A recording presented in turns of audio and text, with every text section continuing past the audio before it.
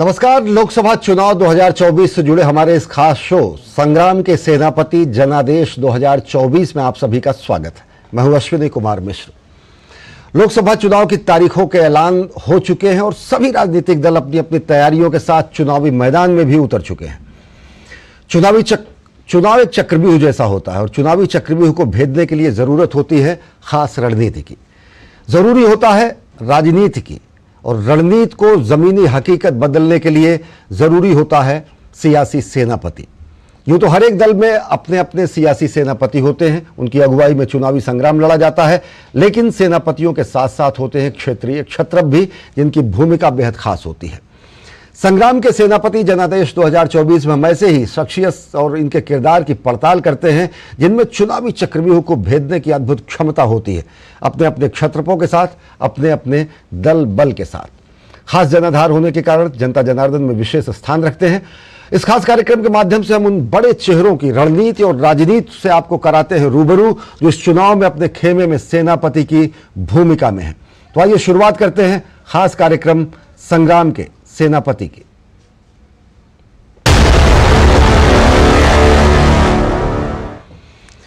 और संग्राम के सेनापति में आज हम बात करते हैं पूर्वोत्तर राज्यों की। पिछले एपिसोड में हमने बात की थी असम, माफ करिएगा, अरुणाचल, सिक्किम और मेघालय की। आज जानने की कोशिश करेंगे नागालैंड और मिजोरम की सियासत की। अपनी अपनी पार्टी के लिए 2024 के महासंग्राम में सेनापतियों की भूमिका में उतरे कद्दावर नेताओं के बारे में।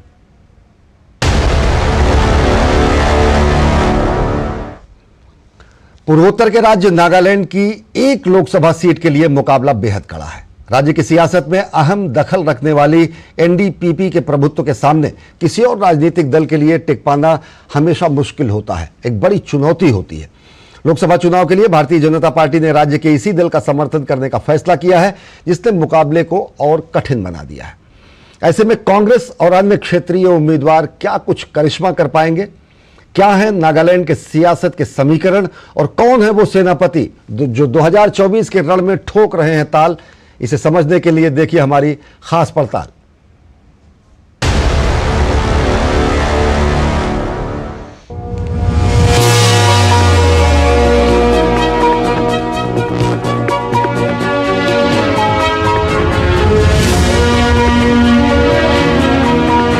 नागालैंड की एकमात्र लोकसभा सीट पर कांग्रेस उम्मीदवार एस सुम्पोंग मेरेन जमीर, एनडीपीपी उम्मीदवार डॉक्टर चुम्बेन मरी और निर्दलीय हैथुंग तुंगो लोथा सीट से मैदान में हैं। कांग्रेस की राज्य इकाई के अध्यक्ष और पूर्व विधायक जमीर का ये पहला संसदीय चुनाव है।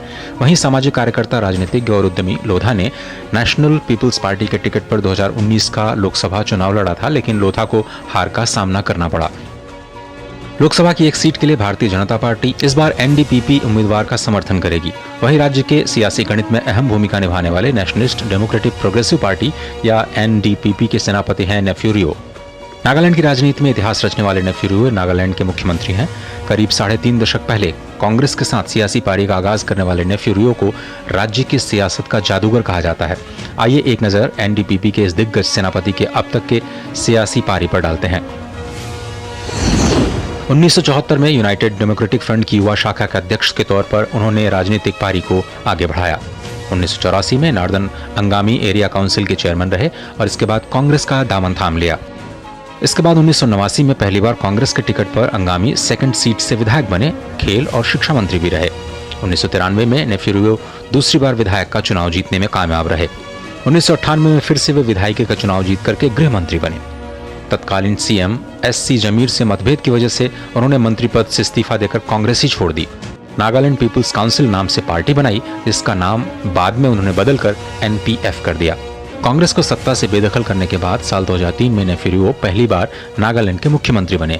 इसके बाद उन्होंने पलट कर नहीं देखा और चुनाव दर चुनाव उनका सियासी कद बढ़ता चला गया।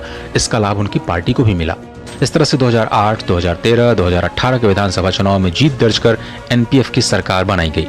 जनवरी 2018 में एनपीएफ के बीजेपी के गठबंधन टूटने के बाद नेशनलिस्ट डेमोक्रेटिक प्रोग्रेसिव पार्टी यानी एनडीपीपी की नींव रखी गई। बाद में बीजेपी से गठबंधन कर सरकार बनाने में भी वे कामयाब हुए। वहीं 2023 में एनडीपीपी और बीजेपी ने मिलकर चुनाव लड़ा और विपक्ष का सफाया कर दिया।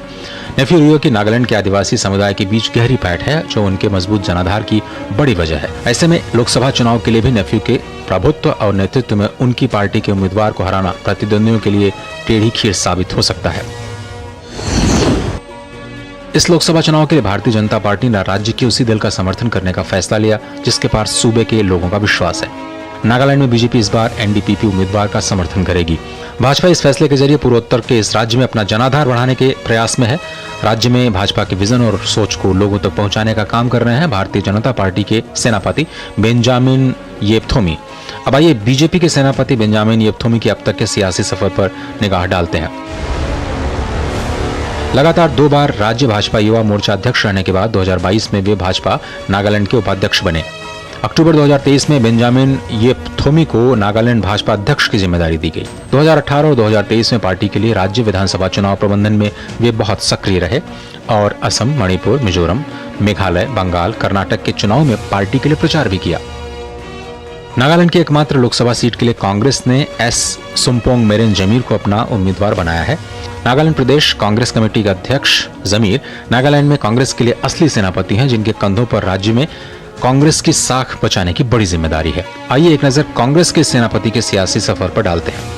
नागालैंड के मजे हुए राजनीतिज्ञ एस सुम्पोंग मेरेन जमीर नागालैंड प्रदेश कांग्रेस कमेटी के अध्यक्ष हैं। 1980 में लोंगसा छात्र संघ अध्यक्ष के रूप में कार्य करते हुए जमीर का नेतृत्व कौशल जल्दी ही उभर कर सामने आया। ओंगपांगकोंग छात्र संघ वित्त सचिव, नागा छात्र महासंघ के महासचिव, वरिष्ठ परामर्शदाता, नागा छात्र संघ कार्यकारी अध्यक्ष, एओ छात्र संघ जैसी कई अहम भूमिकाएं भी उन्होंने निभाई। राज्य की एकमात्र लोकसभा सीट पर त्रिकोणीय मुकाबले की बीच जनता किसके सिर जीत का सहरा पहनाती है, यह देखना दिलचस्प होगा। Bureau report, DD news. और कैसा होगा नागालैंड का रण, हमारे साथ इस पर विमर्श करने के लिए साथ हमारे मौजूद हैं विशेष खास मेहमान doctor Kamal Jhunjhunwala, editor in chief Eastern Panorama. Kamal ji, आपका स्वागत है। किस रूप में देखते हैं एक ही मात्र सीट, लेकिन वहां पर कहीं ना कहीं एक अजय क्षत्रप के रूप में नेफ्यू रियो 5 बार के मुख्यमंत्री और एनडीपीपी का बीजेपी का साथ, कैसी लड़ाई कांग्रेस और अन्य दलों के लिए, और किस रूप में वहां के संग्राम को देखते हैं फिलहाल? देखिए, एक बहुत ही विचित्र बात है कि भारतीय जनता पार्टी वहां में लोकसभा का एकमात्र कैंडिडेट है जिसमें भारतीय जनता पार्टी का मतलब कोई अस्तित्व नहीं है, परंतु विधानसभा में 12 एमएलए भारतीय जनता पार्टी के हैं।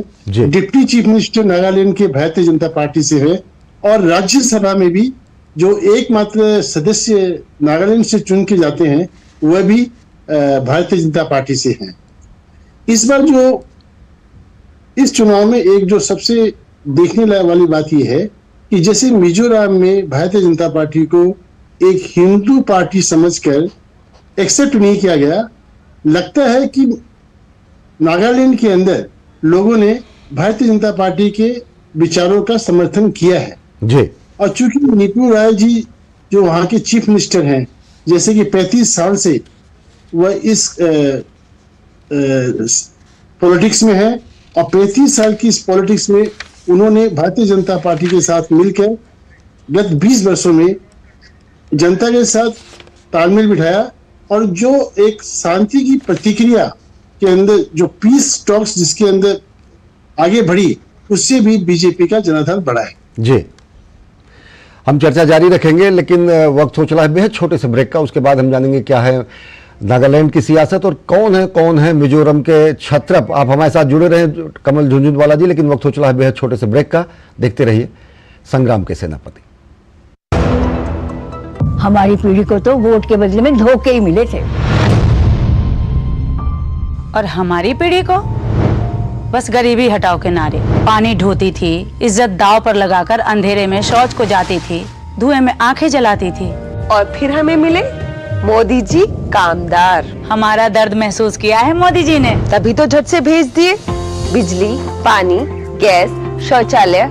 अब घर में बीमारियां कम हो गई है ना अम्मा? हाँ, दवा का खर्चा घटा है और ढेर सारा समय बचा है। हमारे जैसे करोड़ों निकले हैं गरीबी से बाहर। पर मम्मी भाभी, मोदी जी कहते हैं कि ये तो बस ट्रेलर है, आगे पूरे भारत से गरीबी हटाने की गारंटी है मोदी जी की। और मोदी को जिताना हमारी गारंटी है। कमल का बटन दबाएं, भाजपा को जिताएं। ब्रेक के बाद आप सभी का स्वागत है। हम बात कर रहे हैं जनादेश 2024 में संग्राम के सेनापतियों की, और हम रुख करेंगे मिजोरम की तरफ। देखते हैं कौन है वहां संग्राम के सेनापति, क्या है वहां सियासत हकीकत।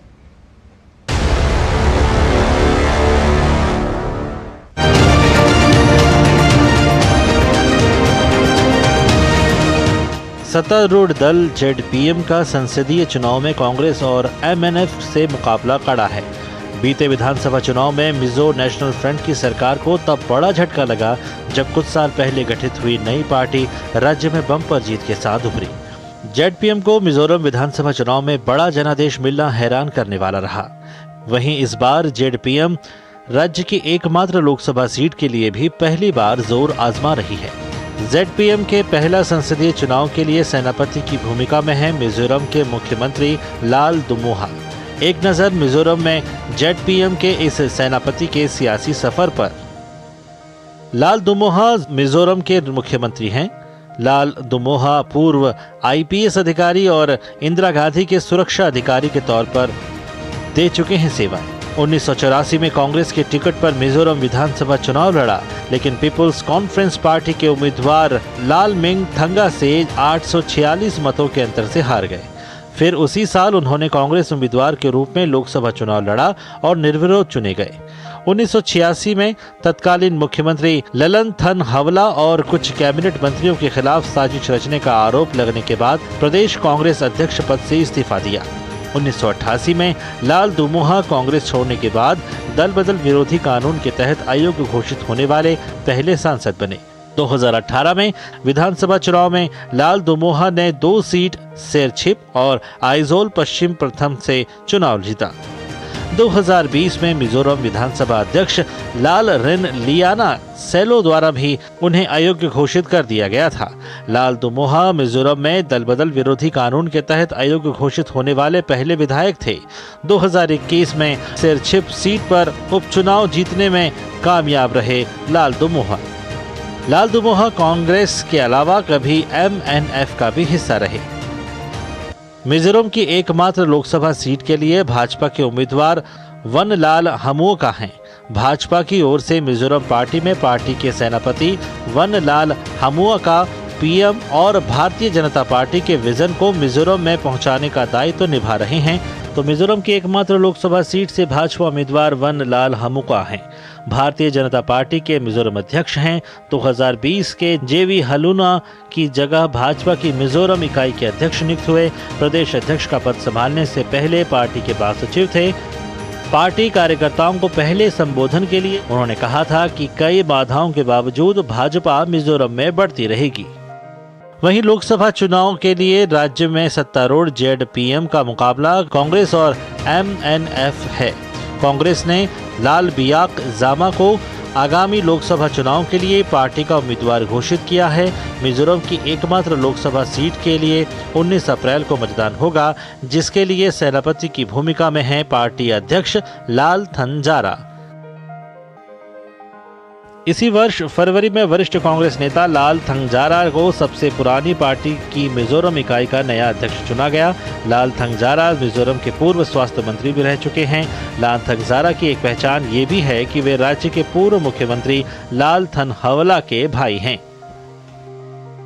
दूसरी ओर सत्ता का स्वाद चख चुके एमएनएफ का नेतृत्व वर्तमान में पार्टी अध्यक्ष जोर मथांगा कर रहे हैं, जो मिजोरम के पूर्व मुख्यमंत्री भी हैं, जो एमएनएफ के लिए सेनापति की भूमिका में उतरे हैं। जोर मथांगा की अब तक की सियासी पारी पर एक नजर डालते हैं। 30 जून 1986 को एमएनएफ पार्टी और तत्कालीन भारत सरकार के बीच शांति समझौते पर हस्ताक्षर किए जाने के बाद जोर मथांगा को लगभग 6 महीने के लिए लाल डेंगा के नेतृत्व वाली सरकार में मंत्री के रूप में नियुक्त किया गया था। 1990 में पार्टी प्रमुख लाल डेंगा की मृत्यु के बाद जोर मथांगा ने पार्टी का नेतृत्व करना शुरू किया। 1998 में चुनाव के बाद जोरमथांगा के नेतृत्व वाले MNF ने जीत हासिल की और वह पहली बार मुख्यमंत्री बने। 2008 और 2019 से 2023 तक तीसरे कार्यकाल में भी जोरमथांगा सीएम रहे। हालांकि मिजोरम में विधानसभा चुनाव 2023 में ZPM को प्रचंड बहुमत मिलने के बाद MNF को बड़ा झटका लगा। वहीं इस बार लोकसभा की एक सीट के लिए सत्तारूढ़ ZPM ने भी मैदान में उतर लोकसभा रण के लिए जीत की सियासी डगर को कठिन बना दिया है। Bureau report, DD news. तो नागालैंड और मिजोरम में पहले चरण में 19 अप्रैल को होंगे मतदान, और क्या है वहां पर क्षेत्रीय क्षत्रपों की भूमिका, संग्राम के सेनापतियों की भूमिका। हमारे साथ डॉक्टर कमल झुनझुनवाला हैं, पूर्वोत्तर मामलों के विशेष जानकार और साथ ही साथ ईस्टर्न पैनोरमा के एडिटर इन चीफ। डॉक्टर कमल जी, आपसे जानना चाहेंगे, मिजोरम की अगर बात करें, इससे पहले आप कह रहे थे कि मिजोरम में कहीं ना कहीं बीजेपी को एक हिंदू पार्टी के रूप में स्थापित करने की कोशिश की गई। अब जबकि वहां एक नए राजनीतिक दल के रूप में उदय हुआ है ZPM का, MNF का कहीं ना कहीं जो अवसान हुआ है, किस रूप में देखते हैं मिजोरम की राजनीति को, और वहां कहां खड़ा पाते हैं MNF, कांग्रेस और बीजेपी को? देखिए, ऐसा है जैसे कि मैंने आपको बताया कि भारतीय जनता पार्टी का जो काम है मिजोरम में उतना हो नहीं सका जितना उनको करना चाहिए था। एक दूसरा विषय है कि मिजोरम एक क्रिश्चियन स्टेट है और वहाँ चर्च काफी अनुशासन तरीके से इलेक्शंस को कंडक्ट करती है। MNF के जो नेता हैं मिस्टर जोरमथांगा, वह काफी पॉपुलर नेता है, और ZPM के जो अभी कैंडिडेट आए हैं वो भी काफी राजनीति का अच्छा ज्ञान रखते हैं। तो उस दृष्टिकोण से हम देखें तो ये जो लड़ाई है या इलेक्शन की जो कैंपेनिंग होगी, ये दोनों के बीच में होगी। इसके अलावा वहां में एक मिजोरम की सबसे अच्छी बात क्या है कि वहां पर मनी पावर काम नहीं करता है। वहां पर लोग अपने स्टेट के इंटरेस्ट के लिए ज्यादा सशक्त है। जी, बहुत कम समय है, चलते चलते बेहद संक्षेप में एक सवाल केवल चाहेंगे कमल जी।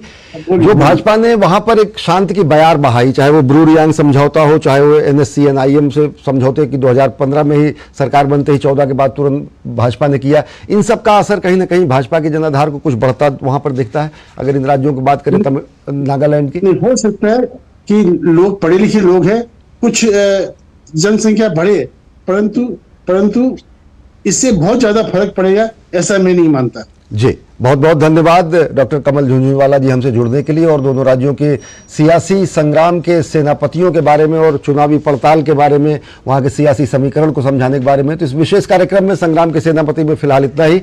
मुझे दीजिए अनुमति। देश और दुनिया की ताजा तरीन खबरों के लिए देखते रहिए DD न्यूज। नमस्कार।